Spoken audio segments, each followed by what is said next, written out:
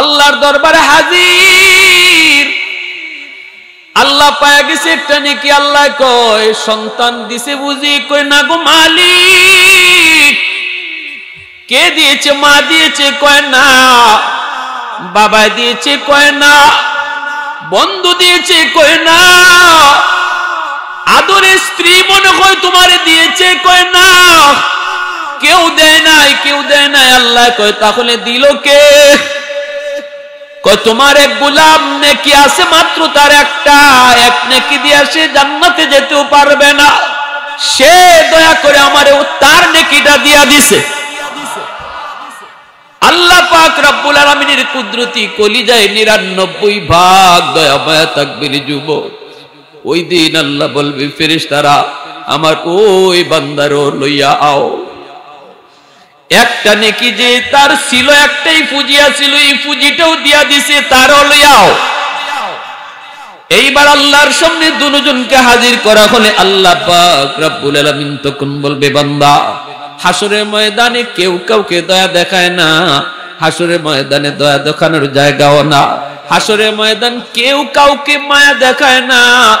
মায়া দয়া দেখানোর জায়গা হাসরের ময়দান না। মায়া দয়া যা দেখাইব শুধু আমি আল্লাহ। হাসরের ময়দান শুধু আমার দয়া দেখানোর জায়গা, আমার মায়া দেখানোর জায়গা। বান্দারে আমার সিফত তোর কাছে গেল কেমনে? সুবহানাল্লাহ। আমার গুণ তোর কাছে গেল কেমনে? বান্দা তুই কেমনে দয়া দেখাইলি? হাসরের মাঠে তো কেউ কাউরে দয়া দেখায় না। দয়া দেখাইলে দেখাই আমি, তুই কেমনে দেখাইলি? তাহলে যা বান্দা আমার সিফতটাও যখন আজকে তুই দেখাইয়া দিলি, তাহলে আমি আল্লাহ তোর উপরেও খুশি হইয়া দুজনকে জান্নাত দিয়া দিলাম। হাসরের ময়দানে আল্লাহ পাক রব্বুল আলামিন তার একজন বান্দাকে জান্নাত দিবেন আর বলবেন যাও আমার দয়া মায়ায় তোমাকে জান্নাত দিলাম। মালিক তার ডাক দিয়া বলবে বান্দা আমি আল্লাহর দয়া মায়ায় তোমাকে জান্নাত দিলাম, তুমি আমার দয়া জান্নাতে চলে যাও। এইবার লোকটা মনে মনে ভাববে, আল্লাহকে শুনাইবে না, মনে মনে চিন্তা করবে আর বলবে আমি কেন আল্লাহর দয়ায় জান্নাতে যাব? আমার গোটা জীবন আমি তো সিজদায় কাটিয়ে দিলাম, আমি তো জীবনে কোনোদিন একটা গুনাহ করলাম না, তাহলে আমি কেন আল্লাহর দয়ায় জান্নাতে যাব? আমি তো আমার ইবাদতের জুরেই জান্নাতে যাওয়ার কথা, আমি কেন দয়া মায়ায় জান্নাতে যাব? এই কথাটা দিলে দিলি শুধু আনছে, কিন্তু মুখে বলে নাই রে যুবক।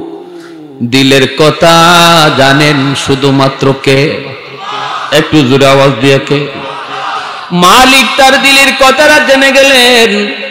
এইবার আল্লাহ পাক রব্বুল আলামিন ফেরেশতাদেরকে বলেন, ফেরেশতারা যাও আমার বান্দারে তোমরা জান্নাতে নিয়ে যাও, কিন্তু জান্নাতে নেওয়ার সময় তারে জাহান্নামটা দেখায় নিও। জাহান্নাম, জাহান্নামটা তারে দেখায় নিও। এই লোকটারে যখন জাহান্নামের পাশ দিয়ে নিয়ে যাওয়া হয়, জাহান্নামের তেজ, জাহান্নামের এই পাওয়ার তার শরীরের ভিতরে যখন লাগলো, পুরা শরীরটা তার শুকায় গেল। এইবার পানির তৃষ্ণা লাগলো, ফেরেশতাদেরকে ডাক দিয়া বলতেছে আমাকে একটু পানি পান করাও। ফেরেশতারা কয় পানি তো এই জায়গায় পাওয়া যাবে না, একটু সবর করুন, একটু পরেই তো আপনি জান্নাতে যাবেন, ওই জান্নাতে আপনার পানি কোনো সমস্যা হবে না, একটু অপেক্ষা করেন। কিছু দূর আগাইতেই পানির তৃষ্ণা আরো বেড়ে যায়। ফেরেশতাদেরকে বলে ভাই আমাকে দ্রুত তোমরা পানি পান করাও, আর আমি সামনে যেতে পারবো না গো, আর আমি সামনে যেতে পারবো না, গোটা বডিটা আমার শুকায় গেছে, একটু পানি পান করাও। ফেরেশতারা কয় এই জায়গায় পানির কোনো ব্যবস্থা নাই, একটু সামনে আগাও। সামনে আগাইতে আগাইতে লোকটার জিহ্বাটা বের হয়ে একদম বুক পর্যন্ত চলে আসবে পানির তৃষ্ণার কারণে, কিন্তু পানি তো পায় না। ওই সময় আল্লাহ পাক একজন ফেরেশতাকে বলবে আমার বান্দার পাশ দিয়া তুমি এক গ্লাস পানি নিয়ে চলে যাও, এরপরে তোমার কাছে যদি পানি চায় তুমি বলবা এক গ্লাস পানি পান করাইতে পারি। কিন্তু বিনিময় হলো 500 বছরের ইবাদত। ওই যে মনের ভিতরে জাগছিল 500 বছর আমি আল্লাহর ইবাদত করলাম, আমি আল্লাহর দয়া কেন জান্নাতে যাব? আমি তো আমার ইবাদতের জোরেই জান্নাতে যাওয়ার কথা, দয়া কেন যাব? যাইতেছে আর ওই সময় ফেরেশতা এক গ্লাস পানি নিয়ে যায়, দেখি কো ভাই আমাকে এক গ্লাস পানি পান করায় দাও। ফেরেশতা বলতেছে ভাই রে, এখানে তো পানি মুফত খাওয়ানো হয় না, হাসরের মাঠে সবকিছুর বিনিময় লাগে, কেউ কাউরে দয়া দেখায় না, হাসরের মাঠ দয়া দেখানোর জায়গাও না। বাপ সন্তানকে দয়া দেখাবে না, সন্তান বাবাকেও দয়া দেখাবে না, স্বামী স্ত্রীকে দয়া দেখাবে না, স্ত্রী স্বামীকে দয়া দেখাবে না। সবাই শুধু চাইবে কারেকে বিপদে ফালাইয়া নিজে উদ্ধার হতে চায়। এটা হলো হাসরের ময়দানের চিত্র।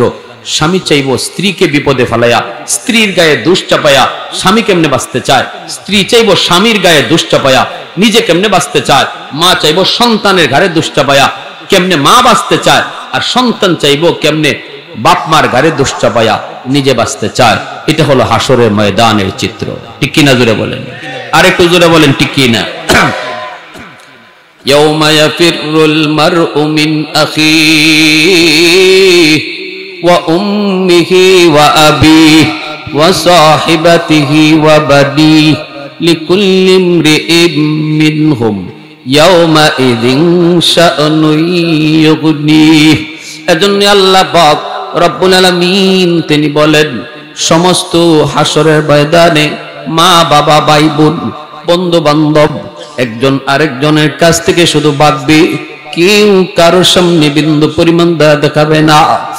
ওই ফেরেশতা ডাক দিয়া বলবে, আল্লাহর গোলাম, হাসরের ময়দানে দয়া দেখানো হয় না, মায়া দেখানো হয় না।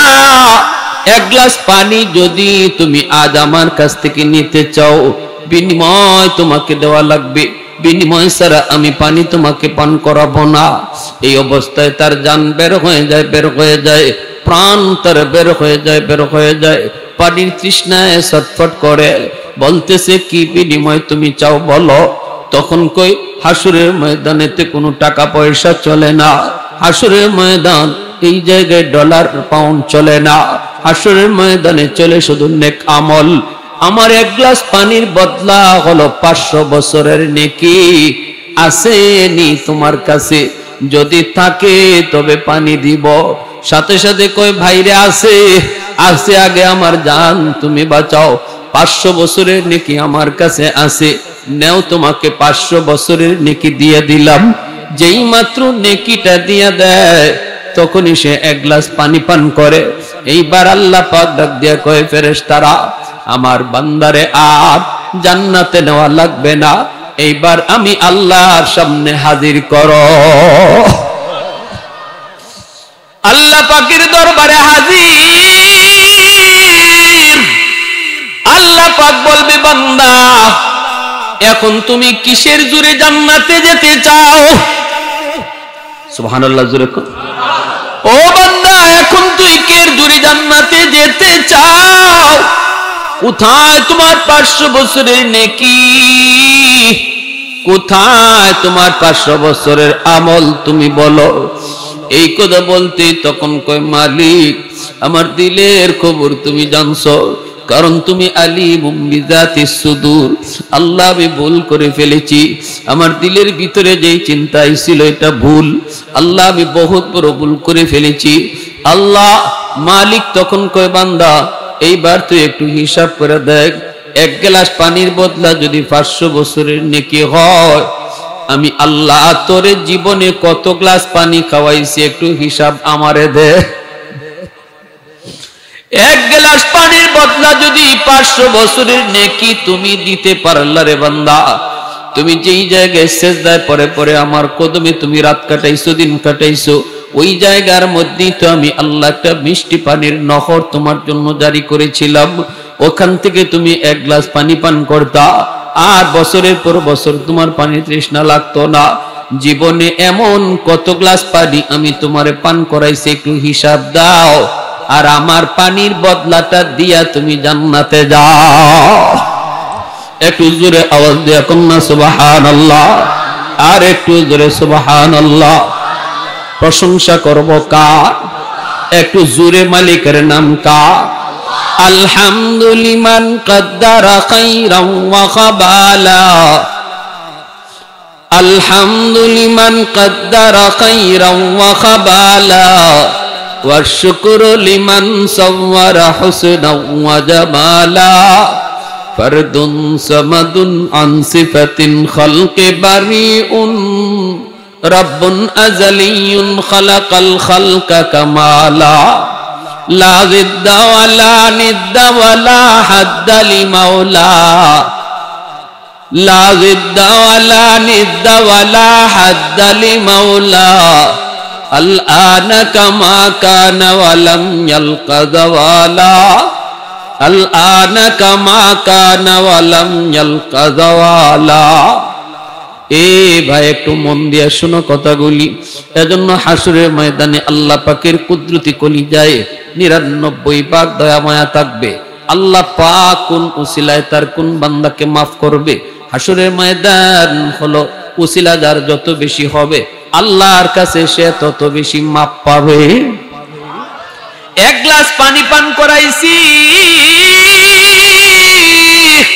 একজন পথিক একজন মুসাফির, এক গ্লাস পানি পান করাইছি হাসরের মাঠে, ওই এক গ্লাস পানিও আমার নাজাতের উসিলা হতে পারে। জোরে আওয়াজ দিয়া কোন সুবহানাল্লাহ। নবীজি হাদিস শরীফের ভিতরে বলেছেন, একজন ডাক দিয়া বলবে, হুজুর আপনি আমাকে চিনেননি, কে তুমি? আনাল্লাযী সাকাইতুকা মাআ, আমি আপনাকে দুনিয়াতে এক গ্লাস পানি পান করাইছিলাম। আরেকজনে কইব, হুজুর আপনি আমাকে চিনছেননি, আনাল্লাযী ওয়াহাবতু লাকা ওযুআ, আমি আপনাকে একদিন এক বদনা ওযুর পানি দিছিলাম। মায়ার নবী দয়ার নবী বলেন, এতটুকু আমল হাসরের মাঠে নাজাতের উসিলা হবে। এজন্য রে যুবক, আল্লাহর বিধিবিধান পালন করব, নামাজ রোজা হুকুম আহকামগুলি মানব, সাথে সাথে ছোট ছোট উসিলাও বানাবো, ঠিক না? ছোট ছোট উসিলাও বানাবো। একজন অন্ধ মানুষ রাস্তা দিয়া যায়, হঠাৎ করে খাদে পড়ে যেতে পারে, দৌড় দিয়ে অন্ধ মানুষটাকে ধরলাম, ভাই তুমি তো খাদে পড়ে যাচ্ছ, এই পয়লা লোকটাকে আমি রাস্তার দিকে আগায় দিলাম, এটাও আমার হাসরের মাঠে নাজাতের উসিলা হবে। একজন মুসাফির রাস্তা চেনে না, অপরিচিত মানুষ আমাকে বলল, ভাই অমুক জায়গায় যাব, আমি সুন্দর করে তার রাস্তাটা একটু দেখায় দিলাম, এটাও হাসরের ময়দানে নাজাতের উসিলা হবে। অভাবে পড়ে গেছে, বিপদে পড়ে গেছে একজন মানুষ, আমার সাধ্য নাই, কিন্তু যেই পরিমাণ সাধ্য আছে এই পরিমাণ সাধ্য দিয়া ওই মানুষটার উপকার করলাম, এটাও হাসরের ময়দানে নাজাতের উসিলা হবে। এজন্য উসিলা বানাও, উসিলা বানাও। আল্লাহ পাক রব্বুল আলামিন হাসরের ময়দানে একজন বান্দাকে ডাক দিয়া বলবে, ও বান্দা বলতো দেখি দুনিয়াতে কোনো আলেমের মজলিসে তুমি বসছিলা কিনা? এতটুকু উসিলা যদি আমি আল্লাহ তোমার পাই, তবে আজকে আমি তোমাকে মাফ করব। কারণ হাসরের ময়দানে আল্লাহ পাকের কুদরতি কলিজায় 99 ভাগ দয়া মায়া রিজার্ভ থাকবে। এই দুনিয়ার ভিতরে আল্লাহ আমাকে খাওয়ায়, তোমাকে খাওয়ায়, লালন পালন করে। মানুষের দিলের ভিতরে আল্লাহ যেই পরিমাণ দরদ আর মায়া দিছে, এটা হলো 100 ভাগের 1 ভাগ। 100 ভাগের 1 ভাগ দয়া মায়া পাইয়া আমরা সন্তান বাবাকে, বাবা সন্তানকে, স্বামী স্ত্রীকে, স্ত্রী স্বামীকে মহব্বত করে ভালোবাসে। কিন্তু 99 ভাগ দয়া মায়া আল্লাহ তার নিজের কাছেই রেখে দিয়েছে। ওই দয়া ওই মায়া আল্লাহ নিজে হাসরের মাঠে বান্দা বান্দির উপরে দেখাবে। এজন্য আল্লাহ বলবে, বান্দা বল দুনিয়াতে কোন আলেমের মজলিসে তুমি একদিন বসছিলা কিনা একটু কও। তখন কইব আল্লাহ মনে পড়ে না। আল্লাহ তখন বলবে, বান্দা একটু বল দুনিয়াতে এমন কোন একটা তোমার মনে পড়ে কিনা? আলেমের সাথে এক দস্তরখানায় বৈশা খানা খাইছো কিনা? কইব না গো মালিক, তাও মনে পড়ে না। আল্লাহ তখন বলবে, বান্দা বল আমার কোন আল্লাহওয়ালা এমন কোন ঘরে থাকছে যেই করে তুমিও থাকছো? আমার কোন ওলির ঘরে তুমি থাকছো এমন কোন একটা উসিলা আছে কিনা? তখনও কইব না গো মালিক, মনে পড়ে না। আল্লাহ পাক বলবে, ইমাম গাজ্জালী রাহমাতুল্লাহি আলাইহি তার দাকাইকুল আখবার নামক কিতাবের ভিতরে নবীর হাদিস কানাতে নিয়ে এনেছেন। আল্লাহ বলবে, বান্দা বল তোর সন্তানের নাম কোন আল্লাহওয়ালা মানুষের নামে নাম রাখছো কিনা? তো আস্তে সুবহানাল্লাহ, আর একটু জোরে সুবহানাল্লাহ। তাহলে সন্তানের নামটাও হাসরের মাঠে বাপমার নাজাতের উসিলা হবে। এই নাম রাখাটা খামখেয়ালি বিষয় না। একজনে কইল নাম রেখে দিলাম না, এটাও হাসরের মাঠে আমার নাজাতের উসিলা হবে।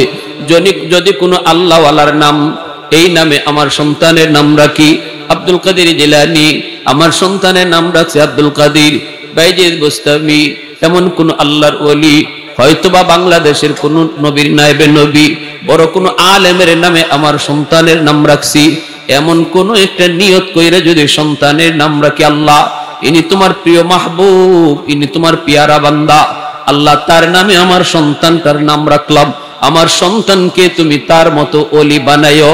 আল্লাহ পাক রব্বুল আলামিন হাসরের মাঠে এই বিষয়টাও বাপমার নাজাতের উসিলা ধরে টান দিবে।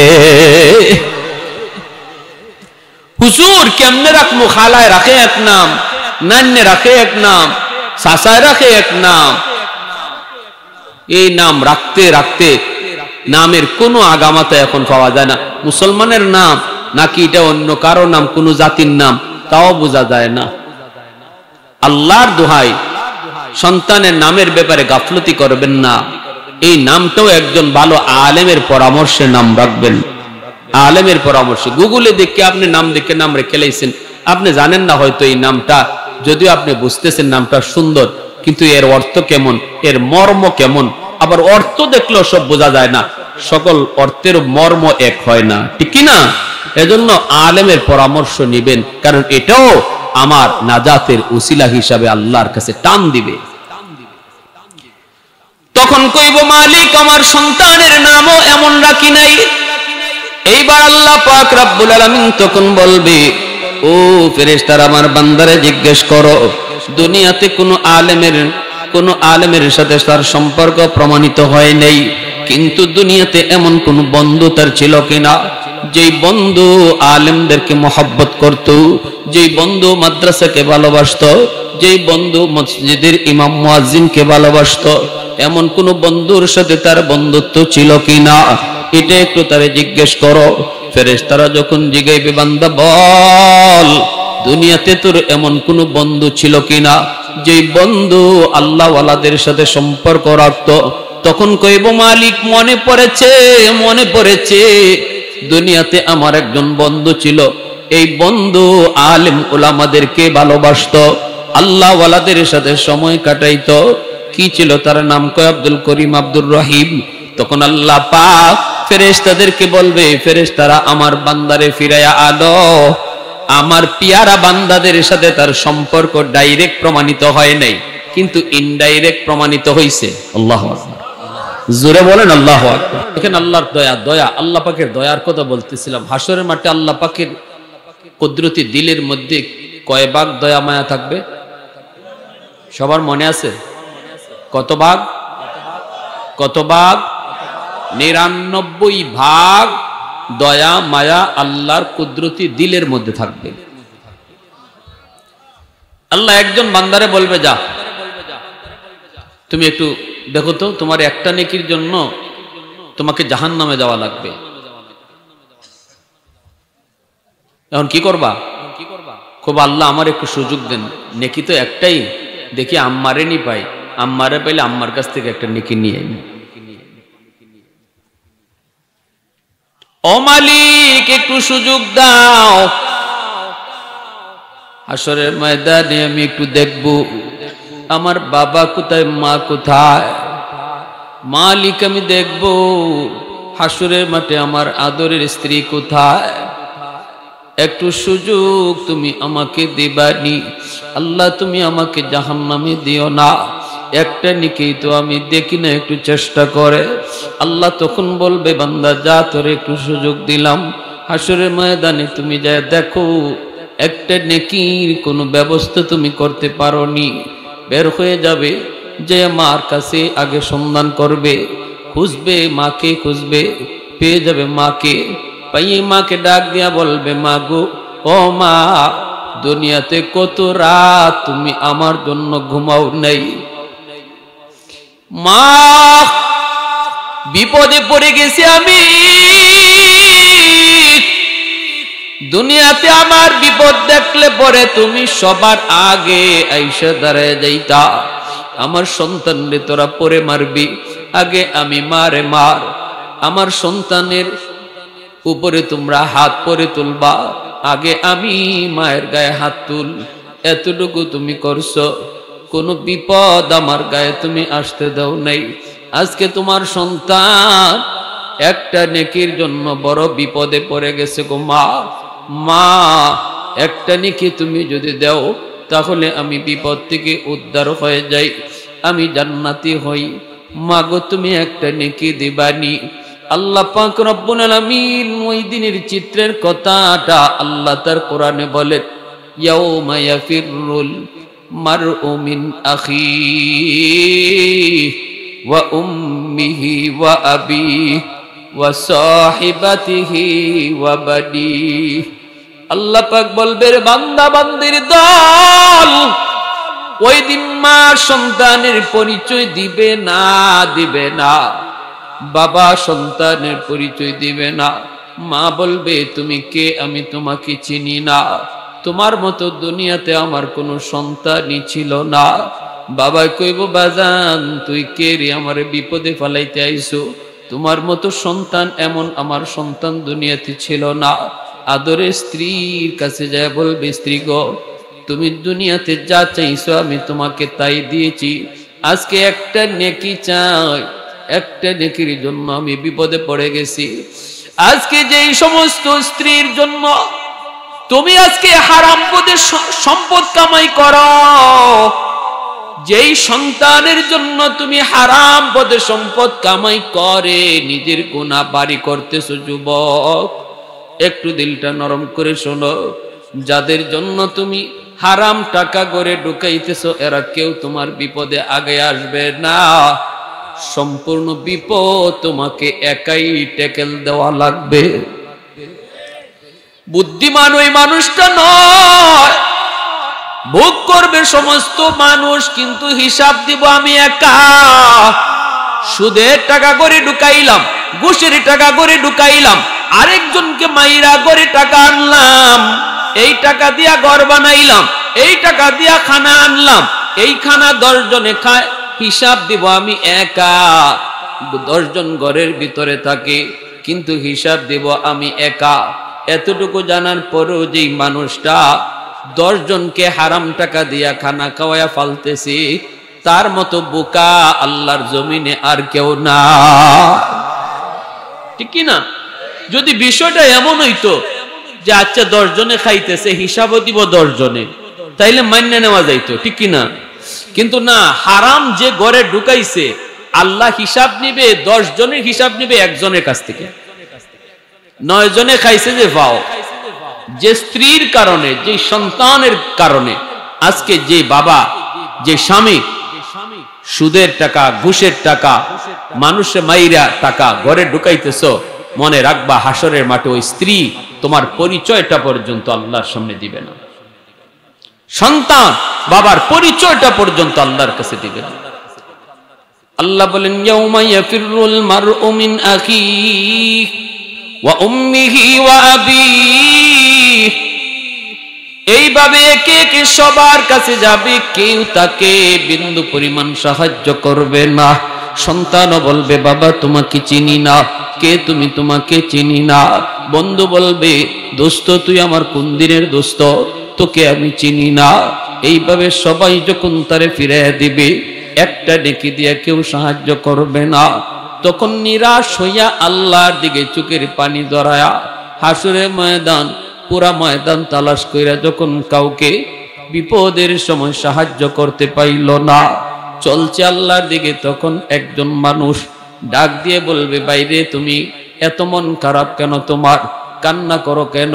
তখন বলতেছে, ভাই কান্না করবো না তো কি, যাদের জন্য দুনিয়াতে হালাল হারাম চাইলাম না, যাদের জন্য শরীরে রক্ত পানি করে কামাই করলাম, ওই কামাইটা হালাল নাকি হারাম এত কিছু দেখলাম না, আজকে আমার কেউ পাশে নাই, কেউ পাশে নাই, এমনকি আদরের স্ত্রীটা পর্যন্ত আমাকে পরিচয় দিতে চায় না। এই কথা বইলা কয়, একটা নেকি আমি কারো কাছে পাইলাম না, আমার একটা নেকির কারণে আমি জাহান্নামী হয়ে যাব। তখনই ওই লোকটাই কয়, রে ভাই তুই কাঁদবি না, আমার আছেই মাত্র একটা নেকি, ওই এক নেকি লইয়া আমি জান্নাতে যাইতেও পারবো না, আমার একটা নেকি দিলে যদি তুমি জান্নাতি হয়ে যাও, আমি তোমাকে আমার নেকিটা দিয়া দিলাম। একটু জোরে আওয়াজ দিয়ে সুবহানাল্লাহ। খুশিতে বাগবাগ আল্লাহর দরবারে হাজির। আল্লাহ পায়া গেছে একটা নেকি। আল্লাহ কয়, সন্তান দিছে বুঝি? কয় না গো মালিক। কে দিয়েছে? মা দিয়েছে? কয় না। বাবা দিয়েছে? কয় না। বন্ধু দিয়েছে? কয় না। আদরের স্ত্রী মনে হয় তোমারে দিয়েছে? কয় না। কেউ দেয় নাই, কেউ দেয় নাই। আল্লাহ কয়, তাহলে দিল কে? কয় তোমার এক গোলাম নেকি আছে মাত্র, তার একটা, এক নেকি দিয়ে সে জান্নাতে যেতেও পারবে না, সে দয়া করে আমারে তার নেকিটা দিয়া দিছে। আল্লাহ পাক রব্বুল আলামিনের কুদরতি কলিজায় 99 ভাগ দয়া মায়া তাকবীর যুবক। ওই দিন আল্লাহ বলবে, ফেরেশতারা আমার ওই বান্দারও লইয়া আও।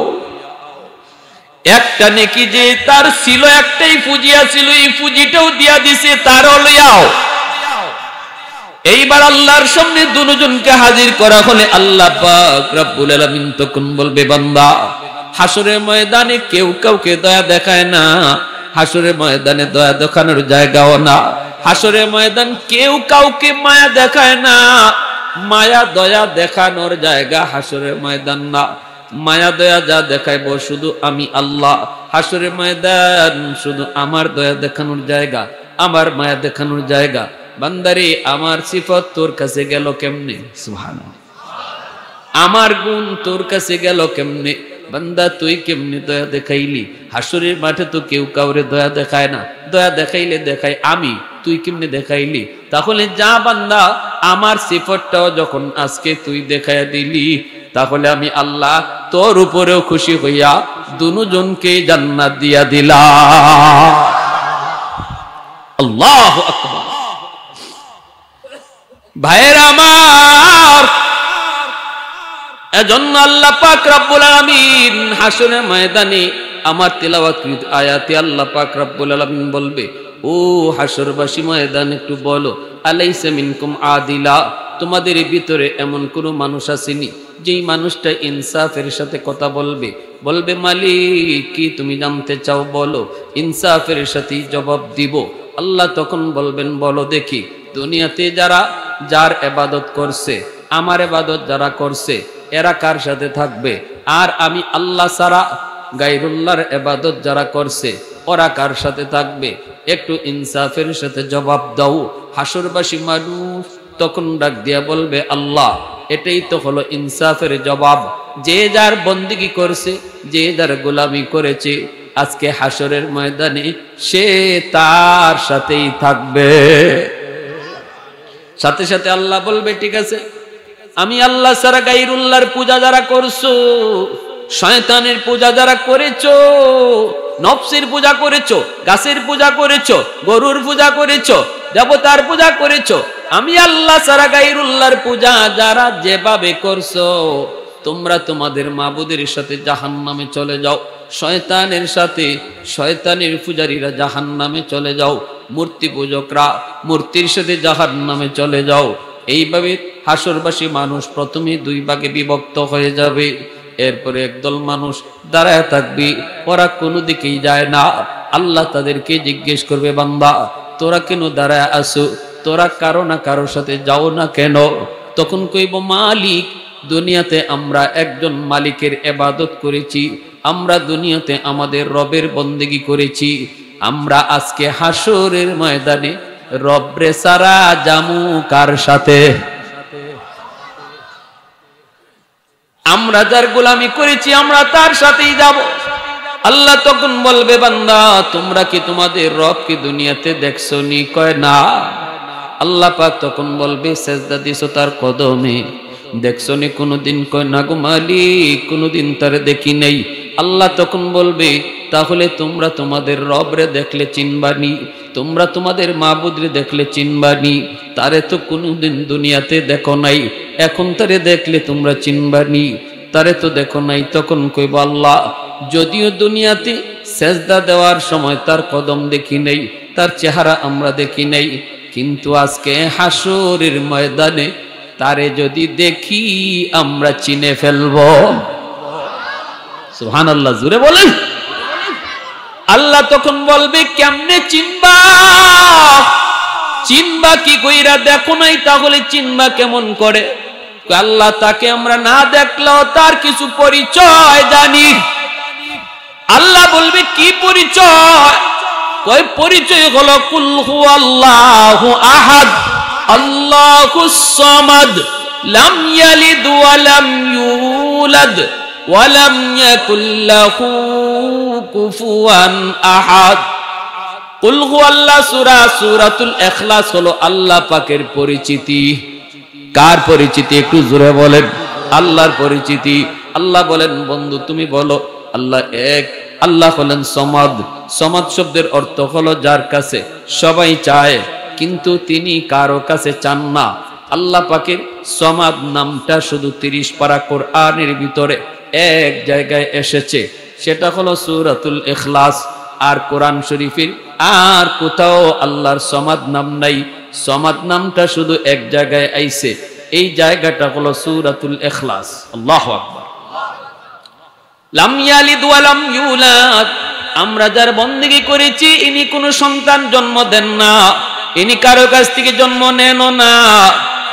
ওয়া লাম ইয়াকুল লাহু কুফুয়ান আহাদ, তিনি বেনজির, তিনি বেমিসাল, তার মতো কেউ নাই। লা শাবিহা লাহু ওয়া লা নাযীরা লাহ। সাথে সাথে আল্লাহ পাক খুশি হয়ে বলবে, বান্দা পরিচিতি তোমরা তোমাদের রবের দিয়েছো রে, আমি তোমাদের পরিচিতি শুনে বড় খুশি হয়ে গেছি। আমি হলাম সেই রব, যেই রবের মতো কেউ না। সুবহানাল্লাহ। তখনই আল্লাহ পাক বলবে, এবার আমাকে সেজদা করো। আল্লাহ পাকের কুদরতি কদম মোবারক। আল্লাহ পাক এই মানুষগুলার সামনে আল্লাহ তার পা বাইর করে দিবে, সাথে সাথে আবার দুই দলে বিভক্ত হয়ে যাবে। ছিল তারা মুসলমান, গোলামি করছে এক আল্লাহর, কিন্তু দুই দলে বিভক্ত। একদল আল্লাহকে দেখা মাত্রই আল্লাহর কুদরতি কদমে সেজদায় পড়ে গেছে, আর একদল সেজদা দিতে পারে না, দাঁড়ায় রইছে, কোমর বাঁকা হয় না, মেরুদণ্ডের হাড় তার লোহার মতো শক্ত। চেষ্টা করে সেজদা দেওয়ার জন্য সেজদা দিতে পারে না, উপর হইয়া পিছনে পড়ে যায়। আল্লাহ পাক রব্বুল আলামিন তখন জিজ্ঞেস করবে, বান্দা কাঁদো কেন?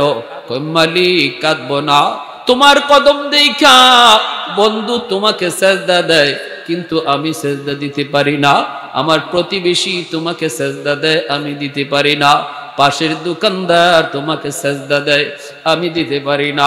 আল্লাহ এজন্য আমি কাঁদতেছি। রব্বুল আলামিন তখন বলবে, বান্দারে এখন কান্না করে লাভ নাই, দুনিয়াতে তুমি আমার কদমে সেজদা দিছিলানি। 5 ওয়াক্ত মুয়াজ্জিন তোমাকে মসজিদের মিনার থেকে ডাকছে, আল্লাহু আকবার, আল্লাহু আকবার। আল্লাহ মহান, আল্লাহ মহান। ঘরের কাম বড় নয়, আল্লাহ বড়। দোকানের কাম বড় নয়, আল্লাহ বড়। বন্ধু তোমার কাছে বড় নয়, আমি আল্লাহ বড়। এই আওয়াজটা তোমার কানে গিয়া পড়ছে।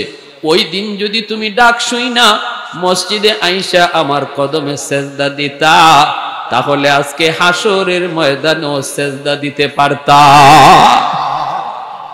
আল্লাহ বলবে, দুনিয়াতে যারা আমার সামনে পিঠ বাঁকা করছে, আজকে হাসরের মাঠে তারাই শুধু পিঠ বাঁকা করতে পারবে।